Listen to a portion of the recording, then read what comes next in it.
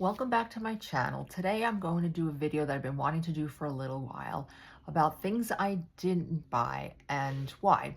Because I think it's important to kind of think about what we buy as opposed to what we don't buy. And I know a lot of what we possibly buy are impulse purchases or that fear of missing out. So I'm going to go through a few things that I'm actually happy I didn't buy. And in my last clip, I'm going to tell you one thing that I do regret not buying. It's the one that got away. So the first is it's the Hourglass liquid highlighter. Now I like Hourglass as a brand. I love their brushes. I love their veil powder, but this for me was just a miss. I didn't like the packaging. You know, I felt like I would have to squeeze the product out of there. And what you're seeing are my notes, because if not, I'll forget everything. So between the packaging and I feel like the formula might have been too possibly like super glowy for me, I just passed on that one. The second is the Prada blush. So I just did not understand that packaging. The shape, it was just very modern, very like angular. The colors just didn't I don't know, they didn't speak to me. They were pretty, but I don't think they were really unique like, say, the Yves Saint Laurent. That packaging is just beautiful with the embossed like leather type finish on top. So I really liked it. Plus the price points, it didn't make sense for me. The next was the Huda. Now I have a few of the baking powders for under eyes, and I like them, and I especially like that they come in mini, so you don't have to buy this huge, product, and then it might sit there for a while. Now, the stain, it was very tempting because I like the idea of like a lip stain that stays, but the reviews were really not great in that the product dries out like very fast. And some people were saying that they got maybe two applications out of it. And that to me, it just doesn't justify buying a product that's just kind of like not going to work right out off the bat. The Violet FR eyeshadows, I was drawn to them initially. I have their blurring balms and I'll do a video on those, and they're okay. I don't dislike them. I don't think they're super special, but I bought 4 of them anyway. And they're like my, an everyday sort of thing. Now, the packaging color, it was like that bluish. I don't know. I wasn't feeling it. I just was not feeling the color of the packaging. And then the eyeshadow itself, there wasn't anything really spectacular. It's the same colors, I guess. I mean, what else can you do, right? But I felt like I'd have to buy little individual eyeshadows and then they'd be all over the place. I'd never find them. And it wasn't for me. And I have so many cute palettes that it didn't make sense for me.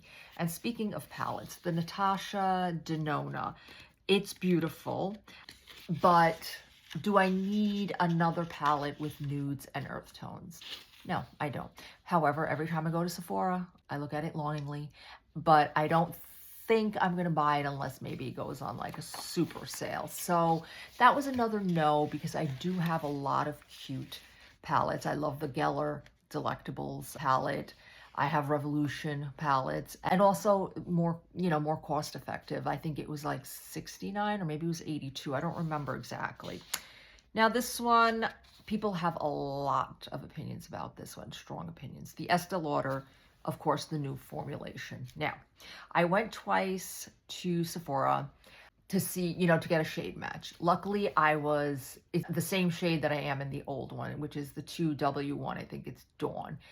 And which was great because I've heard mixed reviews that some people, it was too light, like their old shade and the new shade just did not match up.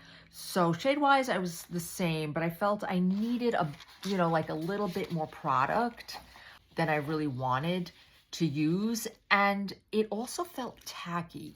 So I thought maybe, well, I put it on in Sephora and then I did my shopping and maybe it was like, not enough time to like dry down. So I went back to Sephora and I checked it out again and it was still like tacky. Not like wet, but just sort of you touched your face and it felt like tacky. I don't know how else to explain it, like a little sticky. And I really didn't love that feeling. Now I know I wouldn't go around all day like touching my face, but knowing it was feeling that way, I just wasn't feeling it. Next, the Rare Beauty foundation, the new one. I tried so hard to get a match on this one. I went to Sephora twice. Again, I feel like I go there a lot. And I just could not get a good match. Like I was sort of like a 16, then 17, but then 18 was too dark. And I said, let me just, the first time I went, I said, okay, walk away.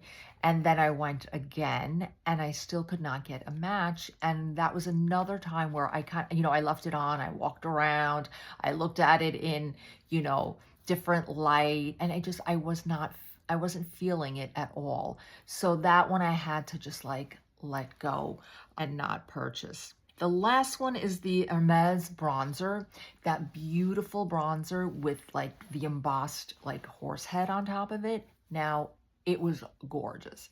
The price, luxury for sure. But my thing, and it's gonna sound a little weird, but I felt like I'm gonna use this bronzer and then the little horse head is gonna go away and I'm gonna feel so sad about it. So I didn't buy it because of I didn't want to get rid of the horse head. I know that's a very strange reason maybe, but I don't know. But the one that I regret not buying because it was a limited edition, I loved the packaging. I thought it was so charming and so cute, was the Dior, the bronzer. It came in coral and a pink bronze. And it had the little daisies and a little ladybug, and it was just so cute, and I hesitated. And I thought, but it's so cute with the daisies and the ladybug. And my niece, who's 25 now, she's little, we'd call her Ladybug. So it was just like all that rolled into one. But I thought, it's $60. Do I really need it? Will I use it? So yeah, that's the one that got away from me. I saw it like on resale on like Poshmark and Mercari and all these sites, and it's just like ridiculously priced. So unless, Dior takes pity on me and comes back with it again, I'm on the out of stock notifications. So I don't know, maybe it'll come back. I don't know. Here's hoping.